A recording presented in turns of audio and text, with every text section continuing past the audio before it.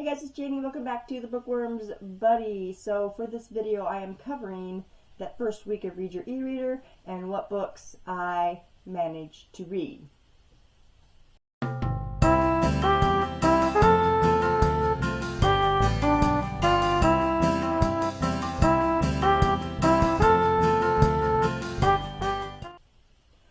So I managed to get 3 books read for the first week of Read Your E-Reader.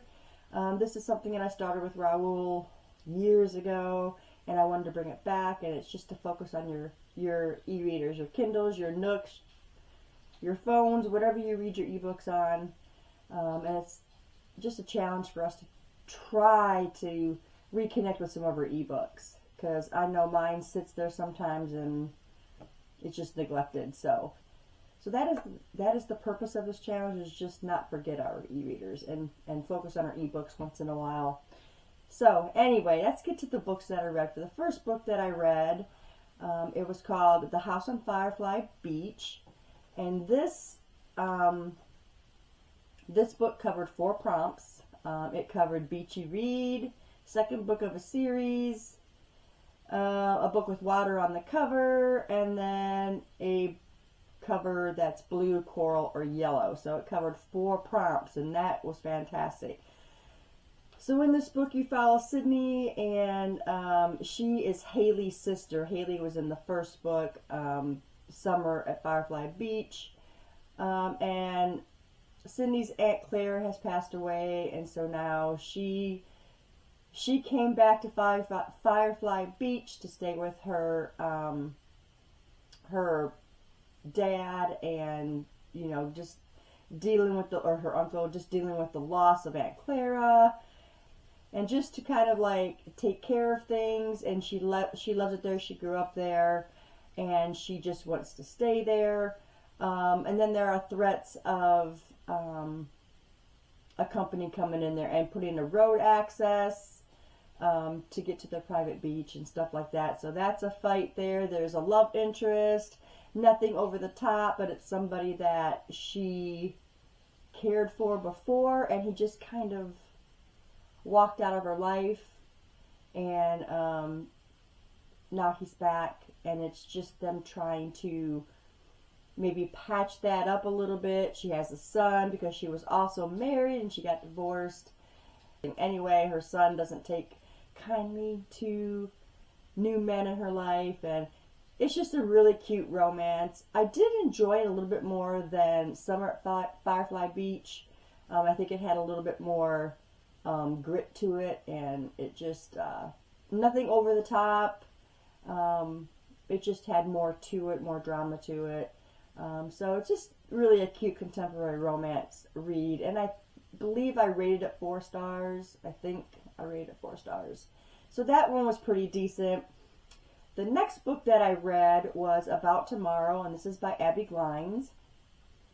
And this story, I can't even remember what her name was. The male lead in the book, his name is Creed. I don't remember what her name was, though. That's horrible. But anyway, they grew up, Creed grew up protecting his sister Cora and our main protagonist, and he was just kind of like the protector, and things started to kind of happen, and she fell in love with him, and he fell in love with her, and then his sister ended up committing suicide, and he walked away from this girl. I wish I could remember what her name was. And he ended up walking away from her, and she was heartbroken. And then he ends up coming back to this hometown where she's at and wants to try to fix things, and she just can't seem to let him in. And he's trying really, really hard to prove himself to her, and the story goes on from there. It was just okay for me. I thought she was a little wishy-washy. And then I thought Creed was a little manipulative. So, yeah, it was just okay for me. It wasn't, the first book I read by Abby Glines was Just for Now, and I really enjoyed that one. And I also read As She Fades, and just really didn't care for that one either. And Same for this one. I just don't think Abby Glines is going to be an author for me. I don't think there's not enough to grab you, to pull you into the story. And I think that's my issue. I don't think it keeps my attention good enough. I mean, there's up points and down points, and just kind of a roller coaster. So I just don't think I'm going to read any more Abby Glines, because I'm just not really feeling her stuff. Like I said, I like Just for Now. But again, even for Just for Now, it wasn't one of those rural grab you kind of books either. But it was the best one of the 3 that I read by her now. I just don't think I'm going to be in a really good relationship with Abby Glines. I'm sorry to say, because I know a lot of people do like Abby Glines. But this book, About Tomorrow, I ended up rating it 3 stars. So the third book that I read was Tanglewood Tea Shop. And in this book you got Stevie, her mom, her sister, and they lose their Aunt Peggy.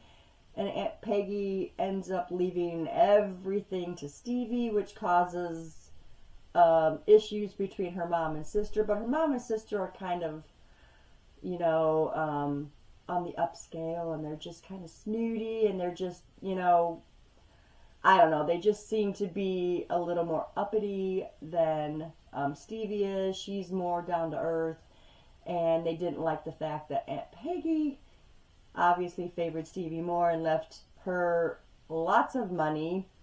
So Stevie moves out, because she lived with her mom. She moves out of her flat, and she buys this tea shop, the Tanglewood Tea Shop, and she calls it Peggy's Tea Shop. And there's a little flat above it, so that's where she lives, and she trying to be successful with this tea shop. And that's just really about the story of it. And there's a love interest. There's actually 2 love interests in it, and I'm not going to get into any more than that, because I don't want to give anything away in case somebody would like to read it. But I only rated it like 3 stars. I just need something to pull me in and really make me enjoy the story, and I don't feel like any of these really did that for me. I want some drama or something, you know, to keep my attention on these books. Luckily, they were just over 200 pages on these books, so back to this. About Tomorrow covered one of the prompts, and that was the sun on the cover, or what I thought was the sun on the cover.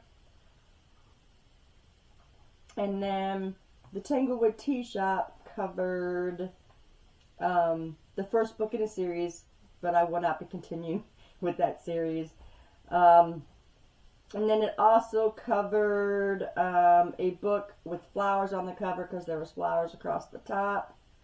And I believe that's all that one did. So that one covered 2 prompts. I've got 3 more prompts that I need to do. And it's going to be book with summer in the title.